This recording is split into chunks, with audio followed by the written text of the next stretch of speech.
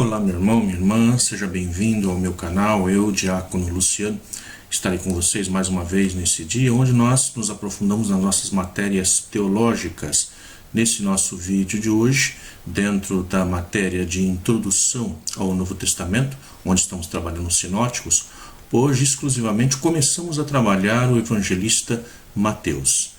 Então peço a você que ainda não é inscrito, se inscreva no nosse canal, toque o sininho, deixe o seu joinha aí para nós, se você gostar. E aquele que está caindo de paraquedas, chegando agora, pode estar vendo os vídeos anteriores. Sem mais delongas, vamos ao nosso trabalho.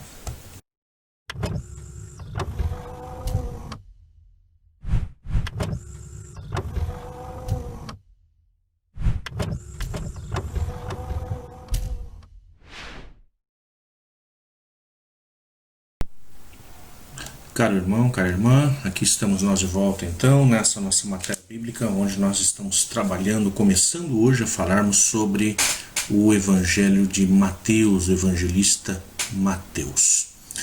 O Evangelho de Mateus está em primeiro lugar em todas as listas conhecidas dos livros do Novo Testamento.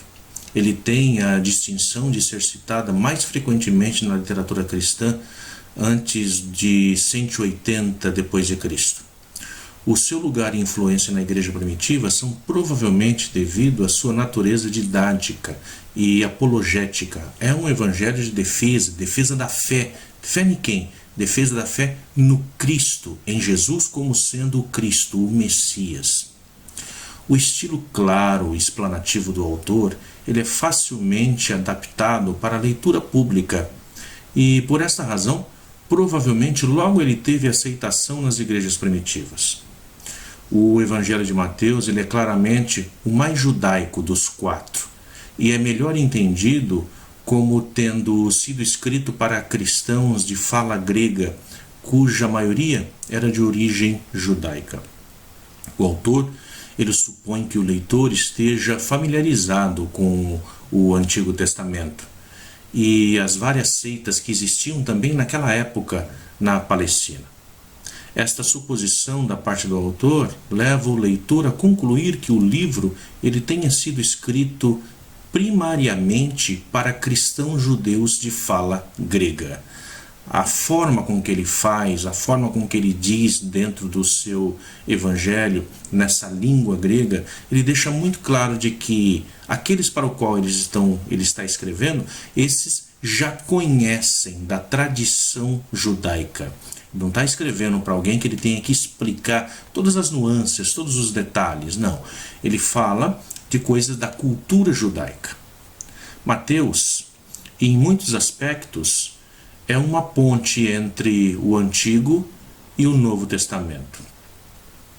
Há mais de 100 citações do Antigo Testamento dentro do Novo Testamento de Mateus. Esse livro parece efetuar uma transição da expectação, da expectativa judaica de um Messias político para um cumprimento de todas as profecias messiânicas de Jesus de Nazaré. O propósito do autor é demonstrar, sem deixar dúvida alguma, que Jesus é o grande Messias, ele é o Filho de Deus, ele é o verdadeiro Rei prometido de Deus e esperado por muitos anos pela nação judaica. Jesus, segundo Mateus, é aquele que vem agora da casa de Davi para poder realizar o reino de Deus novamente, para poder retomar para Israel, o povo, o novo reinado messiânico, onde esse seria um rei na terra, aquele que vem agora, portanto, para fazer com que Israel novamente seja uma grande potência, restaurar a casa de Israel. O tema desse evangelho é o reino de Deus. E o próprio Jesus é verdadeiramente o rei real, isso Mateus vai tentar traduzir. Ele é o rei real, é aquele que está no meio do povo, que come junto com o povo, que dorme junto com o povo, é aquele que realiza esses milagres no meio do povo. O objetivo do autor é organizar e sistematizar as suas conclusões acerca de Jesus sendo o Cristo. Então ele vai apresentar que esse Jesus, ele é o Messias, e que esse Jesus, ele é um novo Moisés, que assim como Moisés agiu lá no Antigo Testamento, esse Jesus agora vem agindo no Novo Testamento. Quem é Mateus? Quem foi esse escritor? Infelizmente nós não temos como saber, né? Nos nossos dias de hoje, como nós falamos já quando estávamos estudando Marcos e outros livros bíblicos, nós falamos que não dá para a gente adivinhar quem é o autor. Hoje, quando se escreve um livro, basta você abrir a contracapa e logo ali, nas primeiras informações, já está dizendo quem é o autor, quando ele escreveu. Hoje, quando nós olhamos para a Bíblia, para vários dos autores bíblicos, nós não temos como saber disso, porque não estava narrado quem é o autor. Todos os evangelhos chegam até nós sem essa identificação do autor.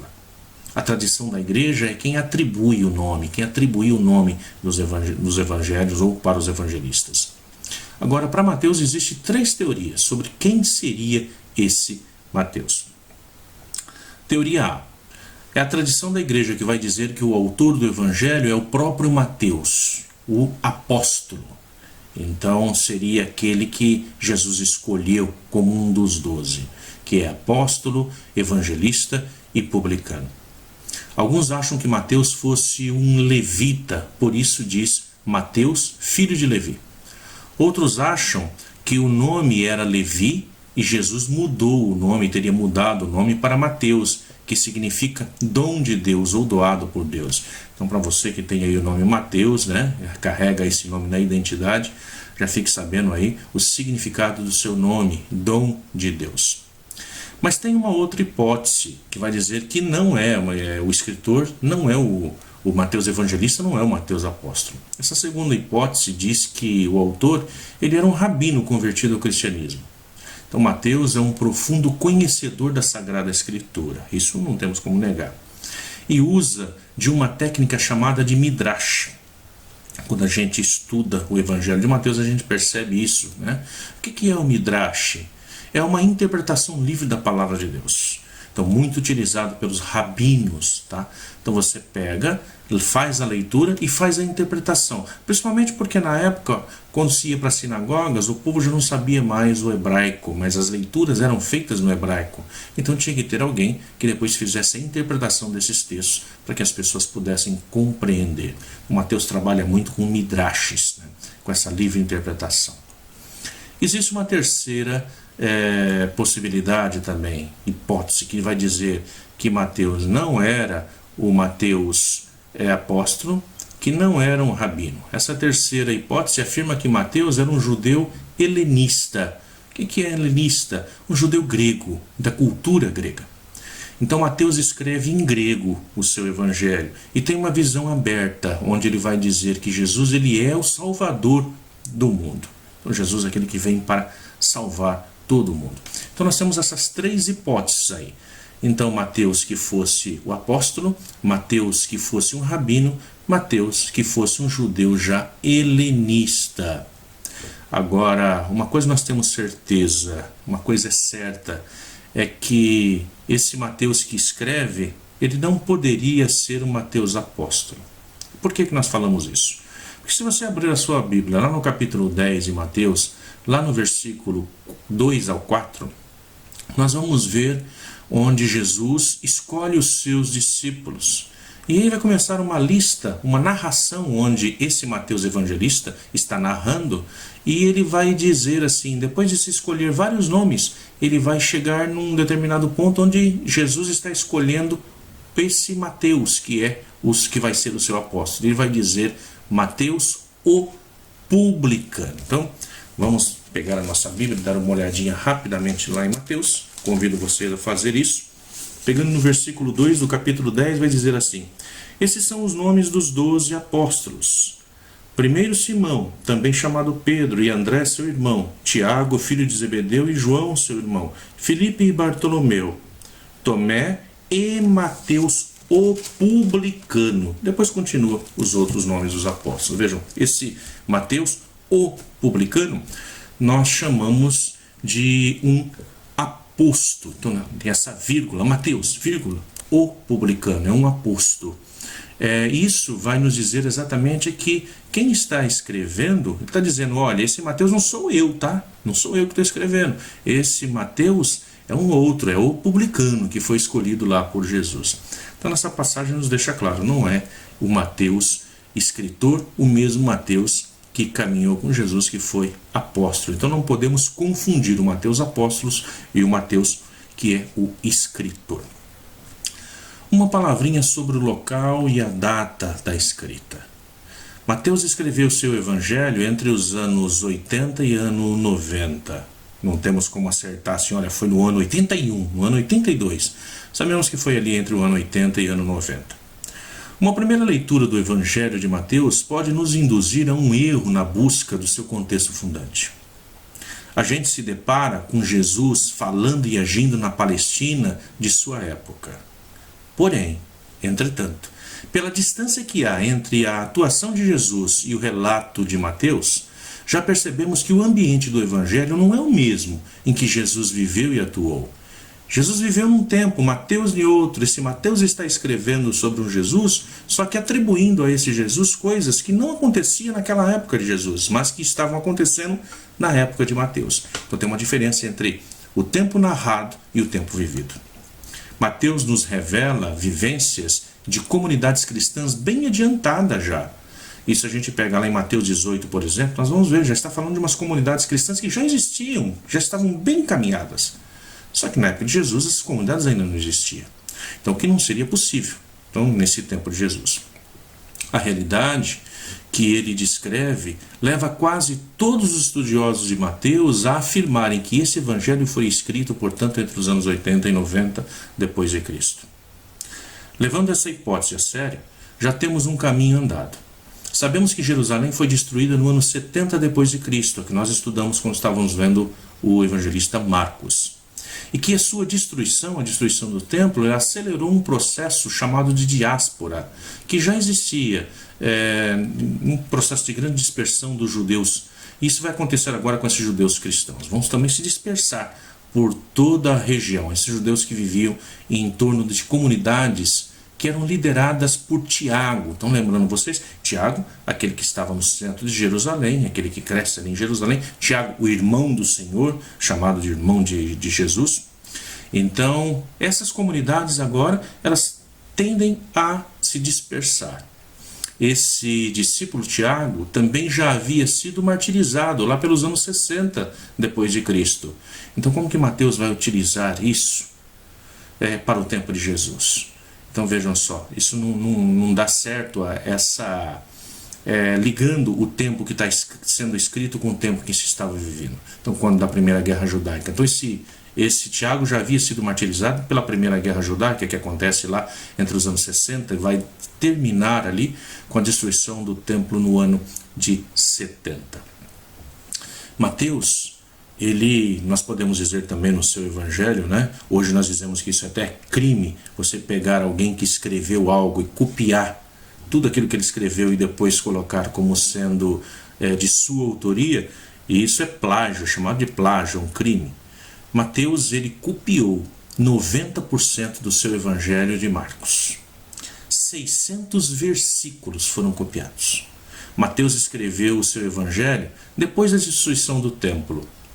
O evangelho foi escrito para uma comunidade de judeus convertidos ao cristianismo. Talvez pode ser de Antioquia, na Síria.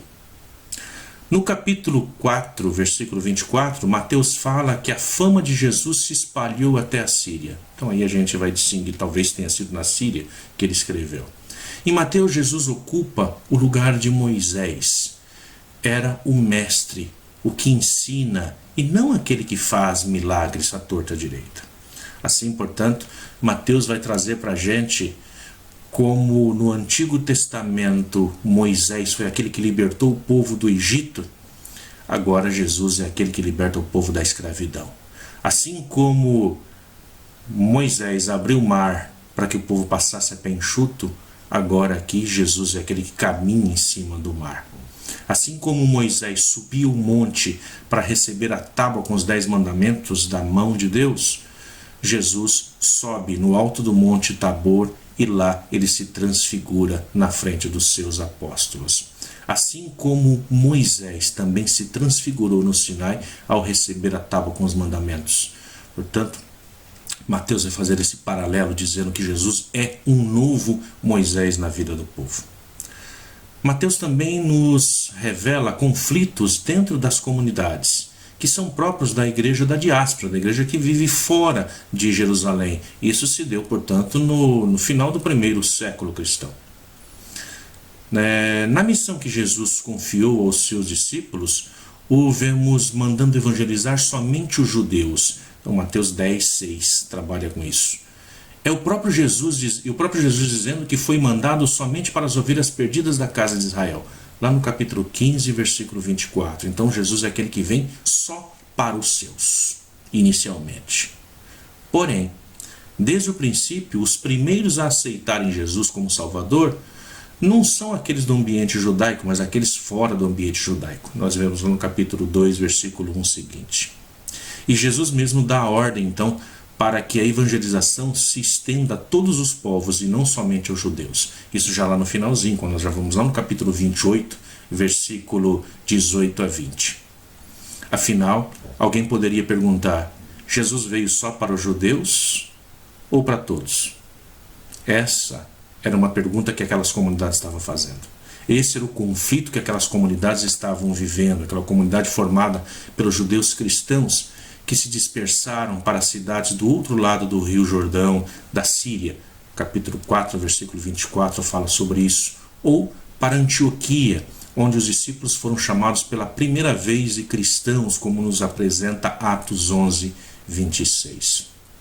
Em síntese, as comunidades eram formadas de judeus cristãos observantes da lei. Judeus de cultura grega, não apegados à lei e não judeus, alguns achavam que a vinda de Jesus era para já, para aquele momento. Como não aconteceu isso, muita gente acabou esfriando, desanimando e desistiu de seguir o Cristo. Então Mateus vai escrever exatamente para essas pessoas, vai escrever exatamente para essas comunidades, para aquecer novamente o coração e para dizer, olha, assim como o povo duvidou lá no saída do Egito, quando estava no deserto, assim também nós estamos duvidando. Moisés fez com que eles continuassem firmes na fé. Jesus é aquele que nos faz continuar firmes na fé, com o nosso coração aí ardendo. E então no Evangelho de Mateus vai ser apresentado que o juízo passa pelo amor. Tá? Então esse juízo vai passar pelo amor de Deus por toda a humanidade, que vai se dar no amor de Jesus, que dá a sua própria vida. Isso está lá no Mateus capítulo 25, do 31 ao 46, nós conseguimos ver isso. Então, em síntese, essa é a construção do Evangelho de Mateus. É por aí que ele vai tatear, é por aí que ele vai caminhar para apresentar esse Jesus como esse novo Moisés, uma nova chance ao povo, portanto, de retornar ao caminho, de fazer aliança com Deus. Por hoje nós ficamos aqui. Para o nosso próximo encontro nós vamos entrar já falando sobre qual é o tema central do evangelista de Mateus e vamos ver também a questão do nome Abba, paizinho, como é que Jesus se refere a Deus com essa conotação de um paizinho, essa conotação amigável, essa conotação próxima e não como um Deus distante, um Deus nas alturas. Espero que vocês tenham gostado, fiquem com Deus e até a próxima.